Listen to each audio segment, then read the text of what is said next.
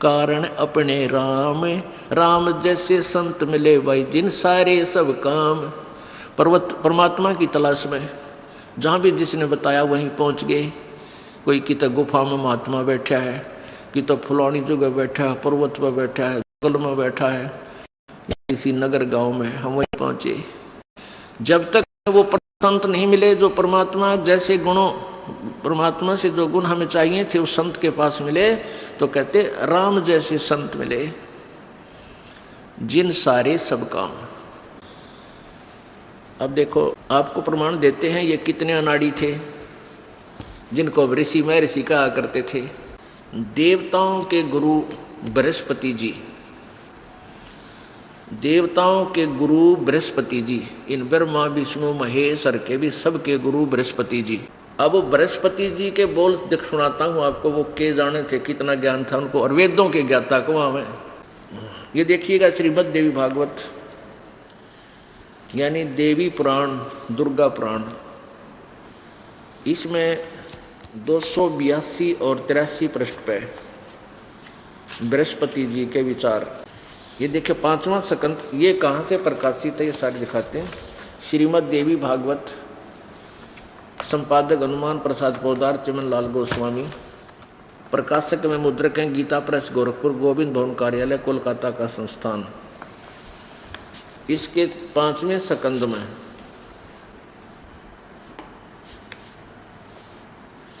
पृष्ठ नंबर 282 और 83 पे बृहस्पति जी के विचार। व्यास जी कहते हैं देवराज इंद्र की बात सुनकर बृहस्पति जी उनसे कहने लगे, हम अपने मतलब का देखेंगे, यूँ मक्खन है, हमने इसको शुद्ध घी ही प्राप्त करना इससे। प्रारब्ध कर्मों का अभाव बिना भोगे नहीं हो सकता, यह स्पष्ट है। आर्य संपूर्ण देवता तुम्हारे सहायक हैं, तुम स्वयं ही बुद्धिमान हो, फिर भी जो होनी है वह होकर ही रहेगी, तुम उसे टाल नहीं सकते। ऐसी स्थिति में सुख और दुख की चिंता में नहीं पड़ना चाहिए, और तेरे सर की चिंता में पड़े। ये देख लो इनके वचन। महाभाग सुख और दुख तो दोनों कर्म से पुण्य और पाप के अक्षय के सूचक हैं, कि दुख आवा है तो तेरा पाप घटने लाग रहे हैं, और सुख है तो तेरे पुण्य घटने लाग रहे हैं। अक्षय माने नाश, पुण्य और पाप का क्षय, क्षय माने नाश। पुण्य और पाप के सुख और दुख ये दोनों कर्म से पुण्य और पाप के नाश के सूचक हैं। यानी सुख है तो पाप नाश हुए हैं, और दुख है तो तेरे सुख है तो पुण्य नाश हो रहे हैं, और दुख है तो तेरे पाप नाश हो रहे हैं। अतएव विद्वान पुरुषों को चाहिए कि सुख के अभाव में भी सर्वथा आनंद का ही अनुभव करे। अरे वह देवताओं, अतएव महाराज इस अवसर पर सुयोग्य मंत्रियों से परामर्श लेकर विधि पूर्वक यत्न करने में कटिबद्ध हो जाओ। यत्न करने पर भी जो होनहार होगा वह तो सामने आएगा ही। एक बार ये दास पहले गुरुदेव ने से उपदेश ले लिया था, लेकिन मेरे को आदेश नहीं था नाम देने का। तो ऐसे इस क्षेत्र में कोई भी इस दास के अतिरिक्त और कोई साथी नहीं था, मेरे गुरु भाई नहीं था।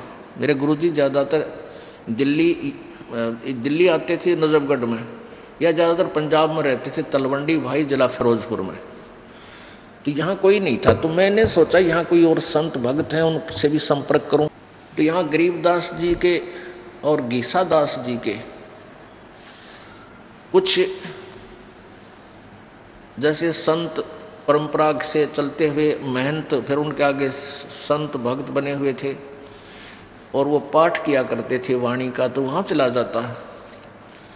तो वो क्रिया कुछ करते, वाणी में कुछ लिखा, वाणी भगवान का आदेश था, वो क्रिया उनकी उसके विपरीत थी। फिर भी मालिक ने मुझे उनके सारे के जो है ना पड़ताल लेनी थी, उनका दाढ़ा दिवाना था, उनके सत्संग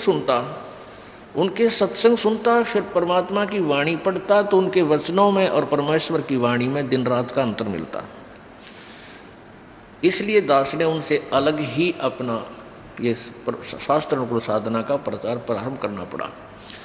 तो एक बार पिंडारा गांव है यहाँ जींद के पास, 1.5 किलोमीटर 2 किलोमीटर पिंडारा गांव है, वहाँ एक अमावस्या का मेला भरा है। अमावस्या को ये बोली आत्मा भ्रमित वहाँ जाती है, और वहाँ पर घिस्सा पंथियों का एक आश्रम,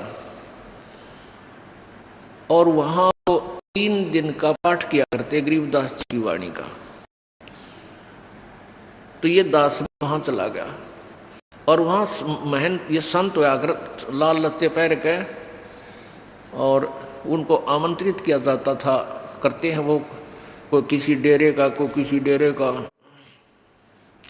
तो उनको बुला रखा। और वहाँ पर 100-150 आदमी भी भगत भी जा रहे श्रोता। तो उनमें से एक जो है ना, पहले तो संस्कृत बोला है और फिर वचन करे, तो सारे के सारे जो श्रोता थे वो जो कहने लगे वह महात्मा तो यो पड़ा है। तो वो क्या करे, वो क्या कह रहा था कि भाई ये दुख और सुख तो मन मानने के होते हैं,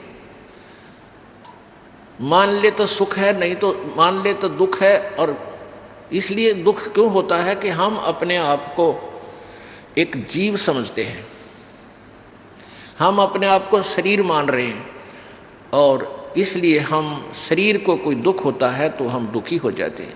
हमने मान लेना चाहिए कि हम शरीर नहीं है, क्योंकि हम तो आत्मा है, आत्मा को कोई कष्ट नहीं होता, ये तो अजर अमर है, सुख दुख से नहीं है।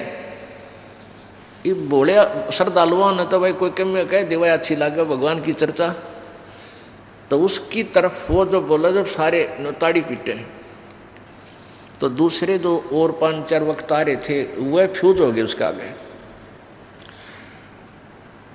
अब जैसे एक रात को सत्संग करते थे, प्रथम रात्रि ने करा, तो दूसरी रात्रि ने भी उसका नंबर आया, तो सारे चौकस हो गए सुनने के लिए। तो क्या कह रहा है कि भाई दुख तो शरीर को होता है, यहाँ आते हैं महाराज मुझे ये कष्ट हो गया, महाराज मुझे ये पीड़ा है, मुझे बड़ी हंसी आती है, ये लोग कैसे मूर्ख बने हुए हैं, ये आत्म तत्व से परिचित नहीं है। मैं एक बार चला जा रहा था, एक व्यक्ति बैठा बैठा रो रहा था, उसके पैर में पीड़ा थी, घुटने में पीड़ा थी। मैंने उसको ज्ञान दिया कि तू तो आत्मा है, अरे आत्मा को पीड़ा थोड़ी है, तो शरीर के है, तो शरीर को पीड़ा है, तू अपने आप को आत्मा समझ, तुझे कोई पीड़ा नहीं होगी। उसको कोई पीड़ा नहीं रही और वो खुद सुख हो गया। आत्म तत्व। अब तीसरे दिन दूसरी रात को, अगले तीसरे दिन तो भोग लग जाता था। पहले दिन उसने ये गप्पे मारे, दूसरे दिन भी ऐसे उसी रात ने, तो उसका जब वो 1:30 बजे तक तो सत्संग होया, वो बीच में उठ के अपने कमरे में चला गया, अलग से उनका आसन दे रखा था। वहाँ जाकर वो लग गया रूके मारने, उसका पेट में दर्द हो गया और बुरी तरह चल रहा है, रोए बूंदी डाल जो डांगर रोया करे। फिर वो जो वहाँ के प्रबंधक था वो गया, 1-2 सेवादार गया उसके पास, क्या हो गया महाराज जी? मर गया, पेट दुख है।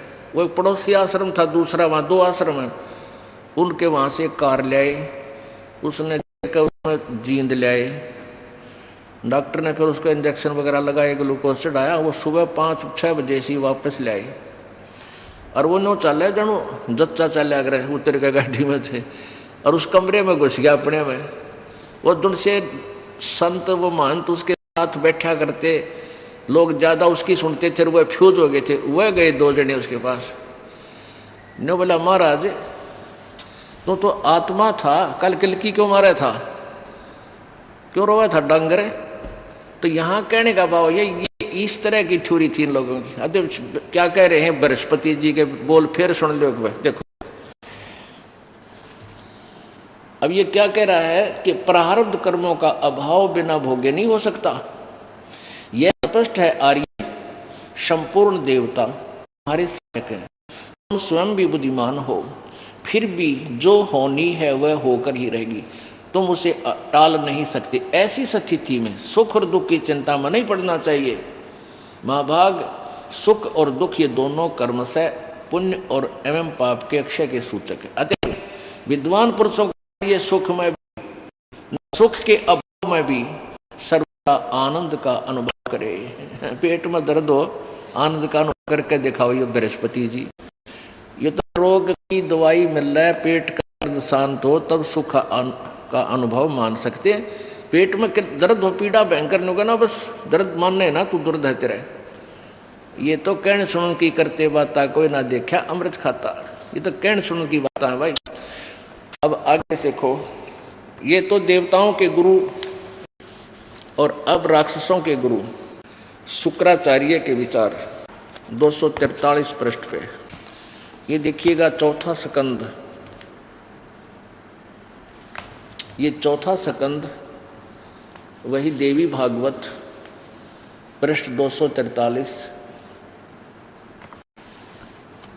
व्यास जी कहते हैं, प्रहलाद की बात सुनने के पश्चात शुक्राचार्य ज्ञान दृष्टि से सब कुछ देखकर प्रसन्न हो गए। उनका मुख मुस्कान से भर गया। उन्होंने दैत्यों से कहा, दानव तुम मेरे यजमान हो, मेरे भक्त हो। तुम्हें न तो डरना चाहिए और न पाताल में ही जाना चाहिए। अपने सत्य मंत्रों के प्रभाव से मैं तुम्हारी रक्षा कर लूँगा।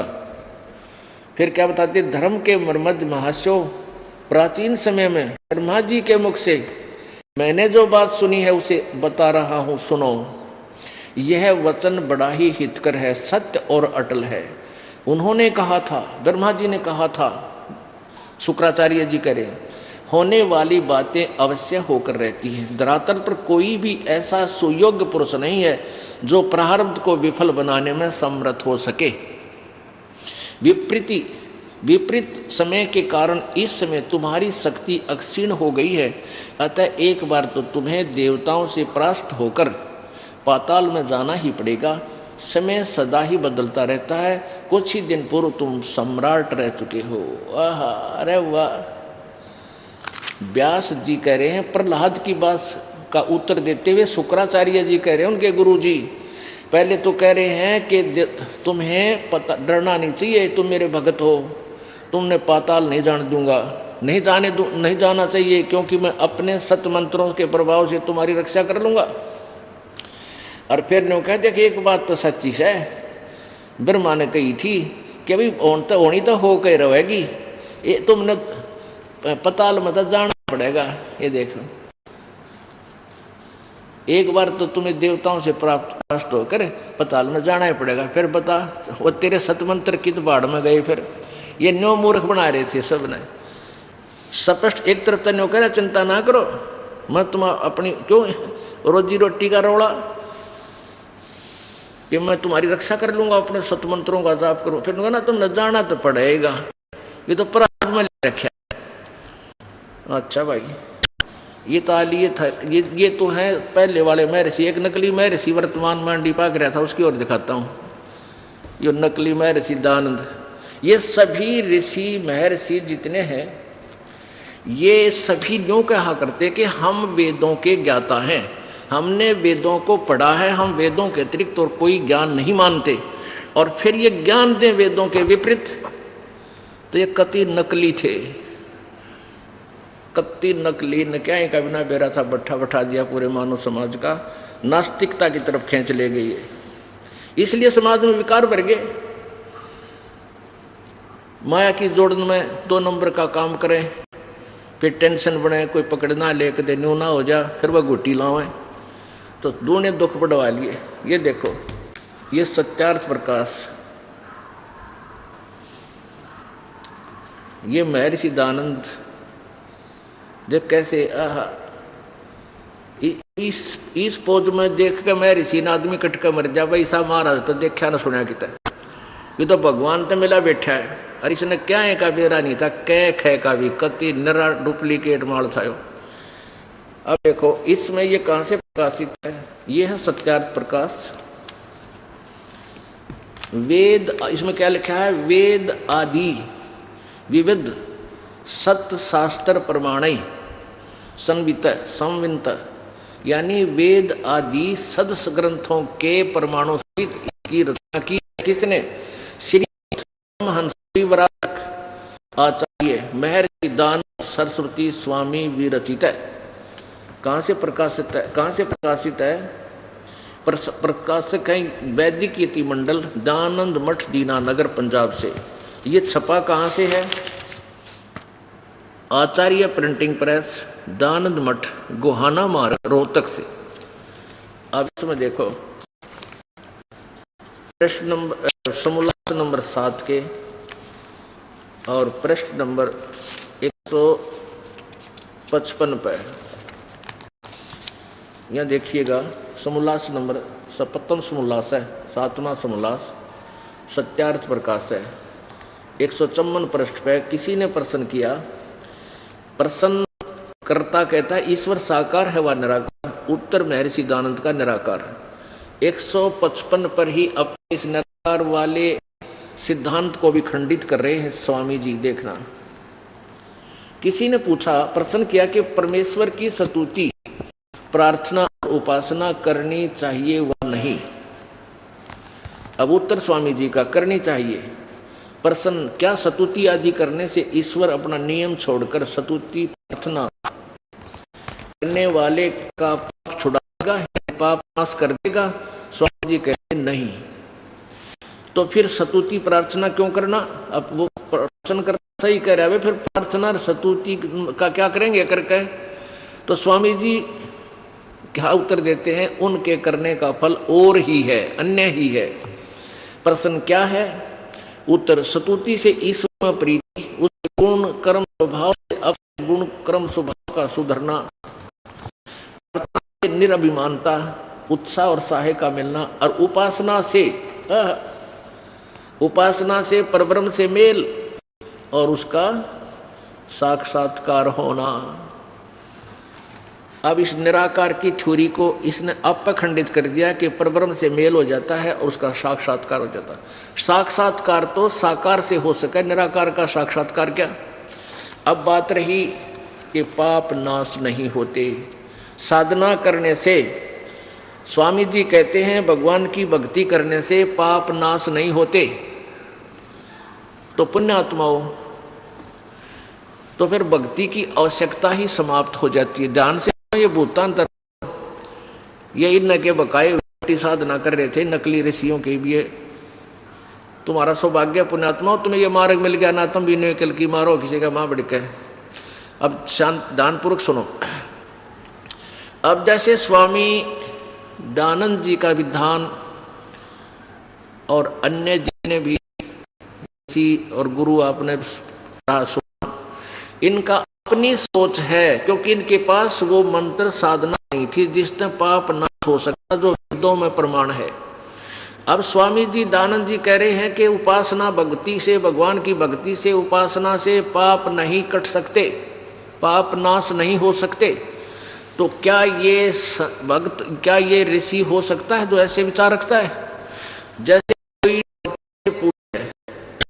उसने बहुत बड़ा बोर्ड ला रखा है वैद का, उससे मिलता है और कहता है, पूछता है क्या औषधि खाने से रोग नाश हो सकता है?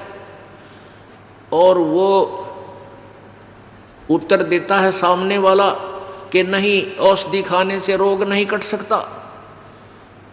तो प्रश्न करता कहे फिर औषधि किस लिए खावा भाई जब रोग ना कटे? वो उत्तर देवे कि औषधि खाने से तू पहलवान बन जाएगा, रोग नहीं कटे। तो भाई क्या वो वैध है? होता कति डुप्लीकेट आदमी है, डुप्लीकेट, उसने पता ही नहीं कह का भी, ऐसी थ्योरी। और कोई ये कहे, बोर्ड लगा रखा है साबुन विक्रेता थोक का, और उससे कोई पूछे भाई साबुन का तू बड़ा जानकार है, क्या साबुन कपड़े का मैल छुड़ा देगा? और वो होगा नहीं, कपड़े का मैल नहीं छुड़ा सकता साबुन। तो वो फिर भाई साबुन का फायदा क्या है? प्रयोग करना चाहिए, भगवान की उपासना करनी चाहिए, लेकिन साबुन मैल नहीं छुड़ावे और क्या करेगा? कपड़े को मजबूत बना देगा। ऐसा सिद्धांत, ऐसा विधान इस कथित महर्षि दानंद का है। तो क्या ये महर्षि हो सकता है? अब आपको दिखाते हैं, वेदों में 6 बार गवाही दी है यजुर्वेद मंत्र नंबर 13 में 6 बार कहा है कि परमात्मा परमेश्वर घोर पाप विनाश कर देता है। देखिए यजुर्वेद और स्वयं अनुवाद कर रहा है मैं ऋषि यो भांग पिया करता इन्होंने विरतों के लिखा है हर के बोल रहा है। सत्यार प्रकाश के 8वें समोल्लास में लिख रखा है कि सूर्य पर और सभी ग्रहों पर तो और सूर्य पर के मनुष्य ऐसे ही मनुष्य रहते हैं जैसे पृथ्वी पर हैं और ये अन्य प्राणी भी हैं घोड़े वहाँ सब अन्य पशु पक्षी और वहाँ काजू सेब संतरे ये सभी सुख पदार्थ भी वहाँ पर सूर्य पर भी हैं। क्या अपनी होश में थोड़ी सी भी अकल इंसान में हो ये लिख सकता है? अरे मैं ऋषि की पदवी पा रहा हे भगवान हे परमात्मा। अब पहले ये दिखाता हूँ आपको यजुर्वेद में ये अन्य करकलनों से इसका अनुवाद कर रहा है यजुर्वेद का, पवित्र यजुर्वेद भाषा भाष्य। ये कहाँ से प्रकाशित है? प्रकाशक सादेश आर्य प्रतिनिधि सभा 2/5 महर्षि दानंद भवन रामलीला मैदान नई दिल्ली से। यजुर्वेद आर्य भाषा भाष्य संपूर्ण 40 अध्याय महर्षि दानंद सरस्वती कृत, यानी इनका अनुवाद किया महर्षि ने। ये लेखक नहीं है वेदों का, ये केवल अनुवाद करता है। और ये कहाँ से छपा है? मुद्रक है Prince offset printers 1510 Pataudi house Daryaganj नई दिल्ली से। देखियो 8वां अध्याय 241 पृष्ठ पे और ये 13वां मंत्र है। देव कर्तस्य अनस्य अवजनम असि मनुष्य कर्तस्य अवजनम अनस्य अवजनम असि पितर कर्तस्य अनस्य अवजनम असि आत्म कर्तस्य अनस्य अवजनम असि, यानी इसमें 6 बार लिखा है अनस्य अनस्य, ओहो अनस्य अनस्य। ये इसका अनुवाद यहाँ कर रखा है इन्होंने किया स्वामी जी ने 242 पृष्ठ पर। हे सबके उपकार करने वाले मित्र आप। अब देखो इसने केस काम बिगाड़ रखे, यहाँ परमेश्वर लिखना चाहिए था। अब इसने पहले तो सत्यार प्रकाश लिखकर समाज में भेज दिया अपना अनुभव, ये लास्ट में लगा फिर अनुवाद करने। अब इसने थोड़ी बहुत उतर रही होगी भांग तो इसने फिर बदल कर दिया। यहाँ पर परमेश्वर ना लिख कर मित्र लिख दिया, पढ़ने वाला नहीं सोचेगा क्योंकि मित्र के बारे में लिख रखा। चलो आगे देखते हैं। और मित्र का ये स्वयं अर्थ बता रहे हैं कि परमात्मा सबका साथी, सच्चा साथी होने से परमेश्वर का नाम मित्र होता है। ये देखिए ये इन्हीं के द्वारा सत्य प्रकाश इनका अपना अनुभव है। इसमें इन्होंने परमात्मा के नामों का विवेचन किया है। यहाँ देखो ये प्रथम समोल्लास सत्यार्थ प्रकाश पृष्ठ 18 पे वही सत्यार्थ प्रकाश है जो रोहतक से प्रकाशित है। जो सबसे स्नेह करे, सबको प्रीति करने योग्य है, वह परमेश्वर सबका सच्चा मित्र है। इससे परमेश्वर का नाम मित्र है। तो हमने यहाँ इनके मित्र की जगह हमने परमेश्वर लगा लेना है, बस इतनी सी बात है। ये देखिएगा, हे सबके उपकार करने वाले मित्र यानी परमेश्वर, आप देव कर्तस्य दान देने वाले के, एनस्य माने अपराध, अपराध कहो चाहे पाप को। देखो इसने अनुवाद, एनस्य माने पाप, पाप कहो, अपराध कहो, अधर्म कहो। एनस्य अर्थ है अपराध के, अवजनम माने नाश करने वाले हो, छुड़ाने वाले हो। और मनुष्य कर्तस्य साधारण मनुष्यों के किए हुए, एनस्य माने अपराध के यानी पाप के विनाश करने वाले हो, असी माने हो। पितृ कर्तस्य पिता के किए हुए विरोधाचरणी, एनस्य माने अपराध के, इन्होंने विरोधाचरण के लिखा है। अवजनम माने नाश करने वाले, हरने वाले हो। आत्म कर्तस्य अपने किए हुए से पाप के, यानी कोई स्वयं भी कोई साधक करता है तो उसका बाप करे चाहे माँ करे, जो जिसे करेगा वैसे ही उसको वो उसका वो पाप नाश हो जाएगा। एनस्य माने पाप के दूर करने वाले हो। एनस्य अनस्य ओ अधर्म के अधर्म माने घोर पाप के नाश करने वाले हो। जानता हुआ मैं जो कुछ भी धर्म आचरण अधर्म आचरण किया करता हूँ वा करूँ, अनजान में जो कुछ भी किया करता हूँ या करूँ, उससे सबके दुष्ट आचरण नहीं, एनस्य माने पाप के, अवजन माने दूर करने वाले या नाश करने वाले हैं परमात्मा। अब ये है परमात्मा का विधान। वेदों में प्रभु की महिमा लिखी है, परमेश्वर की, परमात्मा के गुण लिखे हैं, और गुणों में लिखा है परमात्मा पाप नाश कर देता है। और ये नकली ऋषि, ये झूठे ऋषि महर्षि ये कहते हैं कि साधना से साधक के पाप नाश नहीं होते। अरे फिट्टे मुंह थारे। निरंजन धन तेरा दरबार, निरंजन धन तेरा दरबार, जहाँ पर तनिक न न्याय विचार। निरंजन धन तेरा दरबार, निरंजन धन तेरा दरबार, जहाँ पर तनिक न्याय विचार। भाई वैश्या उड़े मुल मुल खासा, गल मोतियों के आर। वैश्या उड़े मुल मुल खासा, गल मोतियों के हार। पतिव्रता को मिले न खादी व सूखा निरस आहार। निरंजन धन तेरा दरबार, निरंजन धन तेरा दरबार, जहाँ पर तनिक न न्याय विचार। जहाँ पर भाई पाखंडिया की पूजा जग में, संत को कहें लबाड़। पाखंडी की पूजा जग में, संत को कहें लबाड़। इन अज्ञानी को परम विवेकी, ज्ञानी को मूड गवार। निरंजन धन तेरा दरबार, निरंजन धन तेरा दरबार, जहाँ पर तनिक न न्याय विचार। निरंजन धन तेरा दरबार, निरंजन धन तेरा दरबार।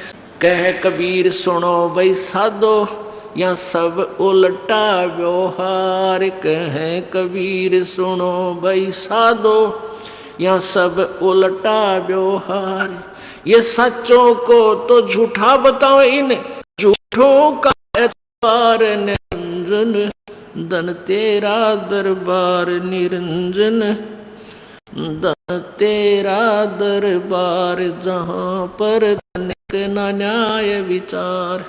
कह कबीर सुनो भाई साधो, यहाँ सब उल्टा व्यवहार। कह कबीर सुनो भाई साधो, सब उल्टा व्यवहार। सच्चों को तो ये झूठा बतावे, इन झूठों का एतबार। निरंजन धन तेरा दरबार, निरंजन धन तेरा दरबार, जहाँ पर तनिक न न्याय विचार। परमात्मा कहा करते थे, जब ही सतनाम हृदय धरो, भाई भयो पाप को नाश। जैसे चिंगारी अग्नि की, भाई पड़े पुराने घास। तो कबीर जी की इन बातों को ये नकली ऋषि महर्षि ने क्या करते, ये झूठा है कबीरता है।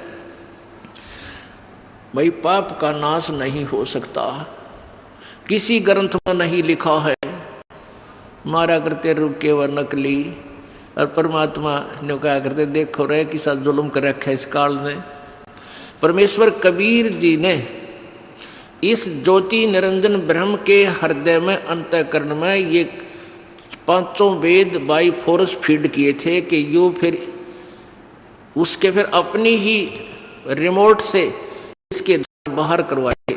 इसने स्वयं द्वारा, जैसे कि किसी का उल्टी पड़ जाए उसके बस की ना होती रहेगा उल्टी, फिर कि उल्टी कोई गिर कर अजीब है, तो ऐसे इसके अंदर से ये फिर बाहर निकलवाए थे समुद्र में।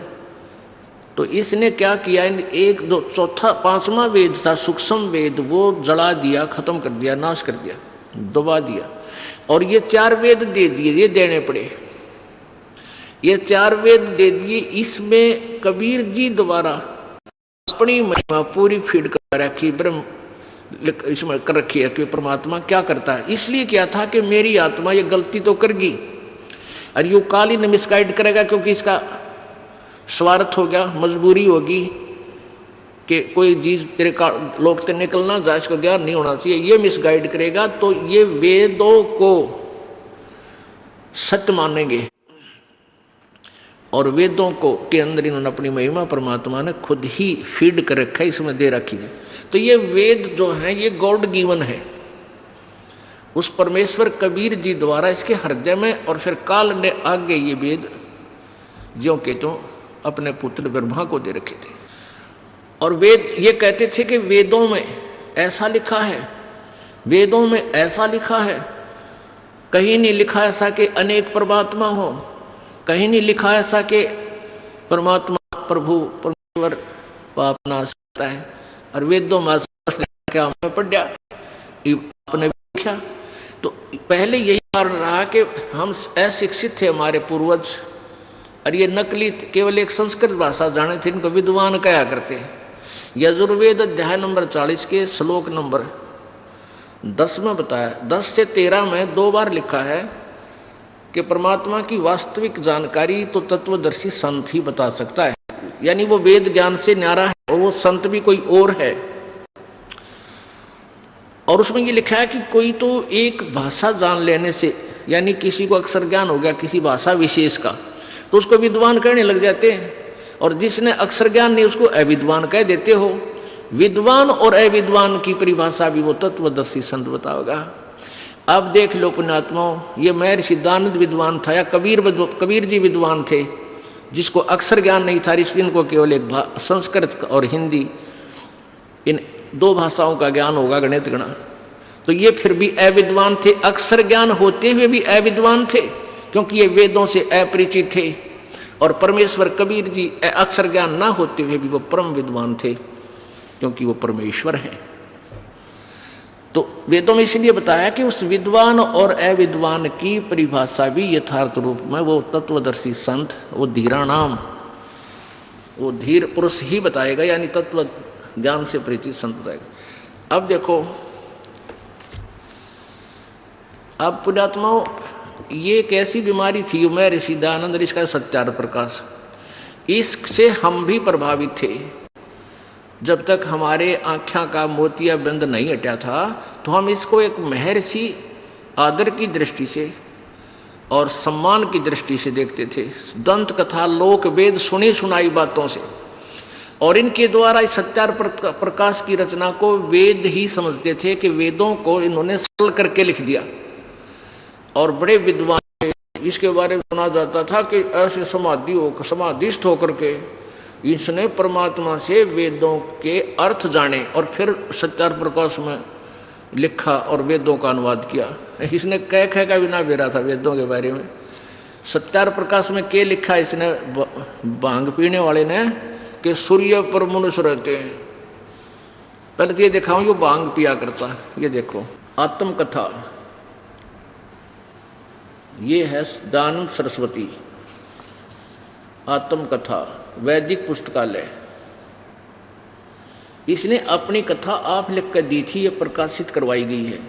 वैदिक पुस्तकालय, दानंद आश्रम, केसरगंज, अजमेर तय। मुद्रक है वैदिक यंत्रालय, केसरगंज, अजमेर। प्रकाशक है वैदिक पुस्तकालय, केसरगंज, अजमेर।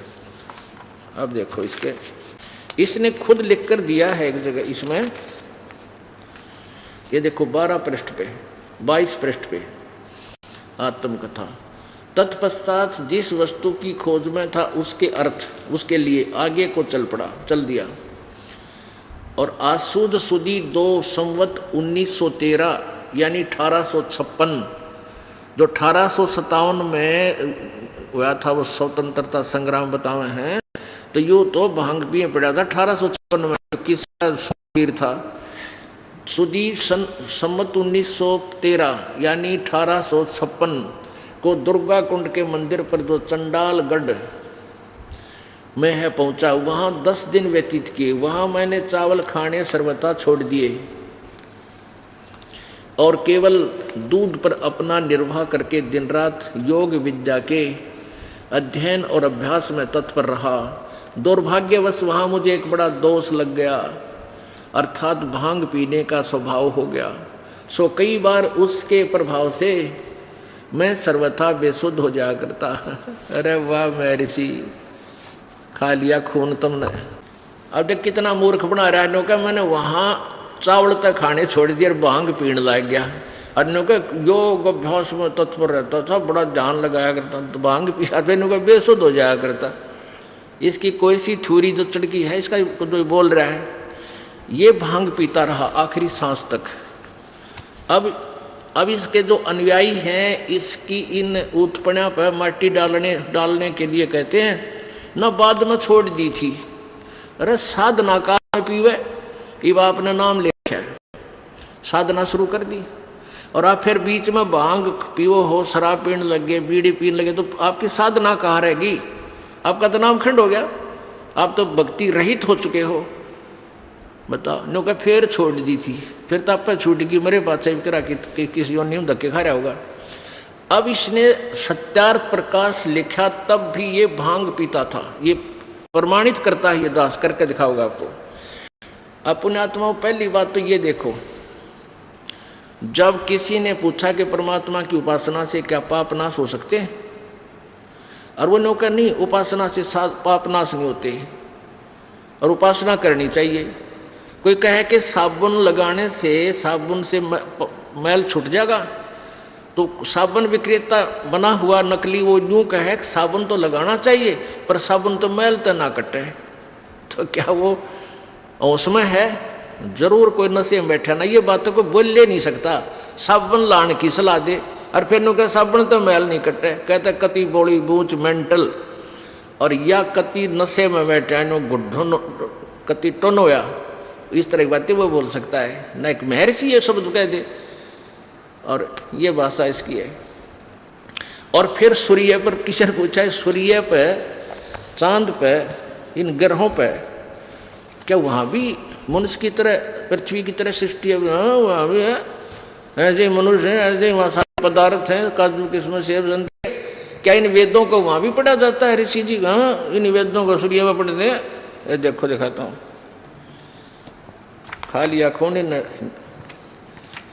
अब इनका इस अज्ञान रूपी गोबर इस लाल का ऊपर डाल रखा कबीर परमात्मा पे, कि यो कबीर जी के ज्ञान को दबा रखा है। उस ज्ञान को ऊपर लाने के लिए पहले इनके द्वारा गिरा गया अड़ंगा हटाना पड़ा। जब वो लाल चमकेगा तब लाल आपके सामने आएगा। जब तक इनके द्वारा किया गया अड़ंगा, डाला गया कूड़ा ऊपर से हटा नहीं दिया जाएगा, तब तक आप लाल को पहचान नहीं सकते, क्योंकि उसका स्वरूप बिगाड़ दिया इन्होंने। 8वें समोल्लास में, कति लास्ट में, ये देखो अष्टम समोल्लास 197 पृष्ठ पे, ये वही सत्यार्थ प्रकाश है जो अभी आपको दिखाया था पहले। ये कहाँ से प्रकाशित है? ये वही सत्यार्थ प्रकाश है, वैदिक इति मंडल, दान मठ दीनानगर पंजाब से प्रकाशित है। और आचार्य प्रिंटिंग प्रेस, दान मठ गोहाना मार्ग रोहतक तक ये मुद्रित है। इसके 197 पृष्ठ पे 8वां समोल्लास। किसी ने प्रश्न किया कि प्रश्न, चंद्र, सूर्य, चंद्र और तारे क्या वस्तु है और इनमें मनुष्य आदि सृष्टि है व नहीं? मनुष्य आदि माने मनुष्य और अन्य प्राणी आदि आदि, मनुष्य, पशु, पक्षी आदि है या नहीं? स्वामी जी कहते हैं, दानंद जी कह रहे कि ये सब भूगोल लोक और इनमें मनुष्य आदि प्रजा भी रहती है। मनुष्य और सभी अन्य, ये भैंस गाय भी वहाँ पर हैं, सूर्य पर, चांद पर भी हैं, मंगल पर भी हैं, सारे सब ग्रहों पर। तारे वस्तु क्या है? तारों पर भी ऐसे ही है, सूर्य पर भी है। चल तारे तूरा पर भी मान लेते हम, चंद्रमा पर कह दो तो भी मान लेते, आगे कोई ना। अरे सूर्य पर भी कहे तो पृथ्वी, जल, अग्नि, वायु, आकाश, चंद्र, नक्षत्र और सूर्य इनका वसु नाम है। विश्लेषण कर रहा है, इसका पूरा डिटेल दे रहा है स्वामी जी। इसलिए है कि इनमें सब पदार्थ हैं, यानी काजू, सेब, संतरे, जल ये सभी हैं, और प्रजावस्ती है, यानी सब आदमी भी रहते हैं, और ये ही उस सबको बसाते हैं। इसलिए वास के निवास करने के घर हैं, यानी सूरज रहने का स्थान है, सूर्य निवास करने का स्थान है, घर है, इसलिए इनका नाम वसु है। जब पृथ्वी और पृथ्वी के समान सूर्य, चंद्र, नक्षत्र वसु हैं, पश्चात उनमें इसी प्रकार प्रजा के होने में क्या संदेह है? देख लो कति ठोक के लिखन लग रहा, भांग पी के मंड रहा अपना लिखने जो आगी मन में। और जैसे परमेश्वर का ये छोटा सा लोक मनुष्य आदि सृष्टि से भरा है, वह तो क्या वह सब लोग शून्य होंगे? परमेश्वर का कोई भी काम निष्प्रयोजन नहीं होता। आगे देखो 198 पे, तो इतने असंख्य लोकों में मनुष्य आदि सृष्टि ना हो तो सफल कभी हो सकता है? इसलिए सर्वत्र मनुष्य आदि सृष्टि है, सूर्य सार्य पर सब ये मनुष्य और आदि जीव जंतु सारे हैं। फिर किसी ने प्रश्न किया, यहां पूछा कि जैसे इस देश में मनुष्य आदि सृष्टि के अंकृत अवय हैं, वैसे ही अन्य लोकों में भी होंगे? तो स्वामी जी कहे कुछ आकृति में भेद है, जैसे चीन में छोटे छोटे, अफ्रीका में काले काले, यहाँ ऐसा भेद दिया है। फिर कहते हैं दाता यानी परमात्मा ने जिस प्रकार के सूर्य, चंद्र, ध्रुव पर भूमि, अंतरिक्ष और तत्तर सथ यानी वहाँ पर स्थापित सुख विशेष पदार्थ पूर्व काल में रचे थे, वैसे ही पूर्व कल्प में रचे थे, वैसे ही इस कल्प में भी, कल्प अर्थात इस सृष्टि में रचे हैं। कितना सुथरा लिखा है कि परमात्मा ने पहले कल्प में सूर्य, चंद्र, पृथ्वी और ये अंतरिक्ष ये सब की रचना की, और तत्तर सथ माने वहाँ पर स्थापित, वहाँ पर उपलब्ध सुख विशेष पदार्थ, जैसे भूमि पर ये सब पदार्थ हैं, काजू, किस्में, सेब, संतरे, बाजरा, ज्वार, ईख, गन्ना, मतीरे और भाई भैंस, गाय, ये सारे कहते हैं पूर्व कल्प में भी रचे थे, और वैसे ही इस कल्प में भी, इस सृष्टि में भी रचे हैं, और सब लोकांतरों में बनाए हैं, यानी सूर्य पर भी बना रखे हैं सारे। भेद किंचित मात्र नहीं है। फिर किसी ने पूछा कि जिन वेदों का इस लोक में प्रकाश है, यानी यहाँ पढ़े जाते हैं जो वेद, उन वेदों का उन लोकों में भी प्रकाश है वा नहीं? नहीं का है, पढ़ रहे वहाँ फिर भी यही पढ़े जाते हैं। जैसे एक राजा की राज व्यवस्था नीति सब देशों में समान होती है, उसी प्रकार परमात्मा राजेश्वर की वेदोक्ति नीति उनके सृष्टि रूप सब राज्य में एक सी है। अपनात्माओं कई ये कहते हैं कि भाई रामपाल तो महर्षियों की, अन्य संतों की आलोचना करता है। आलोचना वो होती है, मैं इन्हें गुंडा कहता हूँ, बदमाश कहता हूँ, चोर ठग कहता हूँ, मैं इनको अज्ञानी कहता हूँ कि इनको वेद ज्ञान नहीं था, और इन्हीं की फिर पढ़ के कथा सुनाता हूँ कि इनको कितना ज्ञान था वेदों, और इनके द्वारा इनके अनुभव को तुलना करता हूँ। ये आलोचना नहीं, एक महा उपकार का कार्य, परोपकार कर रहा है ये दास। जैसे एक समय किसी ने नकली नोट छाप दिए 500 के, और सरकार ने दोनों को, डुप्लीकेट और ओरिजिनल को, समाचार पत्रों में छापा, उनकी भिन्नता बताई कि इसमें ऐसा नहीं है तो ये डुप्लीकेट समझो। टीवी पर भी दिखाया कि ऐसे देखो, चैनलों पर दिखाया कि ये डुप्लीकेट है, इनसे बचकर रहो, ऐसा ओरिजिनल होता है, ये तुम्हारे काम का है। तो वो उपकार आलोचना नहीं कर रही थी सरकार, एक परोपकार कर रही थी। गरीब आदमी 500 रुपये 5 दिन में कमावे हैं, और वो फिर डुप्लीकेट मिल जाओ तो माथा हाथ मार कर रोए। तो इसलिए ऐसे ही आपको इन्होंने निर्धन बना दिया, ये डुप्लीकेट नोट देकर, अपनी शास्त्र विरुद्ध, वेदों विरुद्ध थ्योरी बता कर आपको नकली नोट देकर, और भगवान से कोसों दूर कर दिया इन अज्ञानियों ने। और ये दास क्या करता है कि आपको ओरिजिनल नोट अर्थात पवित्र वेद और गीता जी, और ये डुप्लीकेट नोट इन संतों और ऋषियों के विचार, जैसे अभी आपने श्री देवी भागवत में पढ़ा था, इन देवताओं और राक्षसों के गुरुओं की अपनी जो सोच अनुभव, उसमें भी उन्होंने यही कह रखा था कि भी पाप यानी प्रारब्ध नाश नहीं होते। परमात्मा यही कहा करते थे, दुख दूंद उपाद में जीव बंधे, समर्थ की नहीं उपासा है। अब क्या बताते हैं कि इस जीव दुख द्वंद उपाद में जीव बंधे, समर्थ की नहीं उपासा है। अपनात्मो, इस काल ने ऐसा जुल्म क्यों किया हमारे साथ? इसलिए करना पड़ा कि कहीं इस जीव को परमेश्वर का ज्ञान ना हो जा, और यदि इसको सतलोक का पता लग गया, ये सारे भाग जाएंगे यहाँ से। अब कौन पीछे रहेगा? जब आपको ये पूरा विश्वास हो जाएगा कि कोई स्थान ऐसा है जहाँ जाने के बाद कभी नहीं मरते, तो कौन पीछे रहेगा? कति बौड़ी बूझ। एक समय एक भगत को यह दास समझावा था, और वो ठीक सतीथी थी, 2 पैसे समय पर मिल रहे थे, अच्छी कार कोठी थी, समझा रहा था, ये सतलोक का ज्ञान बताऊं था, तो अच्छा ध्यान से सुनता नजर आया था। काफ़ी देर, कोई 1 घंटा सुनता रहा, सृष्टि रचना सुनाई। तो वो कहने लगा कि आपकी बात सुनो हो जब तक बहुत बढ़िया लगती है, पर आज से पहले किसी ने नहीं बताई ये बात, तो मेरे दचदी भी को नहीं, मेरे कोई खास यकीन सा भी नहीं हो रहा, क्योंकि आज तक किसी दूसरे ने इसका समर्थन कराया नहीं। और आप जो बात बता रही है सारी न्यू लागे, बस सचमुच यहाँ तो सह तो बेगन है, बहुत दुखी दुख है। फिर न्यू कहने लगा, मैं इस आदमी हूँ जिस काम पर लग गया करूँ उसको सिर चढ़ाया करूँ, चाहे मैंने कुछ भी करना पड़ जाए, और मैं यो काम करूँ को नहीं, आप नाम ना लूँ। मैं क्यों? कि मैं पक्का धुन का आदमी हूँ, मैं लाग गया तो इस काम ने पूरा करूँगा, और मैं कहीं अकेला पहुँच जाऊँगा, कोई भी ना पाओ, मेरा जी ना लग गए। नो बोला मैं ना जो नाम लूँ आप पड़ा।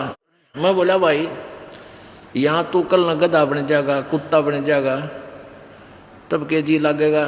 नो बोला यहाँ आपस में घूमते फिरते तो दिखे जाएंगे, जी लग गया रहेगा। अरे ठीक सुमत है, यही ठीक हूँ। अब उसकी ये कहना भी कुछ हद तक ठीक था कि भी आज तक किसी नहीं बताई ये बात, भाई कोई और स्थान है जहाँ जन्म मृत्यु होती है, नीना बुढ़ा होता, और यह काम तो यूँ करण का है। लेकिन करने का काम उस समय है जब इस पर विश्वास हो जाएगा कि सचमुच यह कथा सच्ची है। और इसकी सच्ची के लिए दास कसर नहीं छोड़ा, आपको 6 गवाह पेश करेगा ये दास कि किन किन महापुरुषों ने उस स्थान को देखा और आके बताया।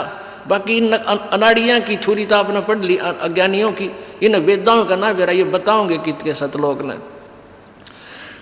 इनकी थ्योरी तो इससे अपरिचित इसलिए करा रहा है कि जब इनके द्वारा दिए गए ज्ञान पर आप आधारित हो, तो ईब आपको पता लग गया तो कति नकली थे, वेदों के विरुद्ध बताओ थे। तो वो अब एक और हमें सपोर्ट मिलेगा, समर्थन मिलेगा उन महापुरुषों की वाणी को समझने में कि वो जो कह रहे हैं वो सच्ची कह रहे हैं। उन्होंने यही बताया था पाप नाश होंगे, यानी जब तक पाप नाश नहीं हुए तो अपराधी रह गया। अपराधी आदमी फिर कैसे वहाँ पहुँचेगा? पहले पाप नाश होंगे, आपको मांझ दो के स्वच्छ करेंगे प्रभु। और जैसे अनजानपने में बालक, छोटा सा बच्चा टट्टी पेशाब कर लेता है और हाथ पैर मार कर सारे शरीर पर भी ला लेता है उसको, अपने टट्टी को, और माता आती है उसको वो बच्चा दिखाई देता है और टट्टी दिखाई ना देती, उन्हें ठावेगी धोएगी, खूब अच्छी तरह उसके कपड़े धोएगी, नुहावेगी और फिर नए कपड़े पर आकर सीने कहलावेगी, दूध पियावेगी। तो आज हम गलती से जितने भी जो पाप हमारे से हो चुके हैं उसमें सने पड़े हैं, अब परमात्मा रूपी माता आवेगी, यानी भेज दिया युवदास, भेज दिया अपना नौकर नौकरानी, भेज दिया आपके मैल पाप धोने खातिर। तो फिर वो उतना ही प्यारे लगते हैं, उनको सबको साफ करके सत्संग रूपी जल से और राम नाम के कपड़े पहना कर यह सत भक्ति रूपी दूध आपको पिला के और मैच्योर बना जाएगा, सतलोक भेजा जाएगा। बोलो सतगुरु।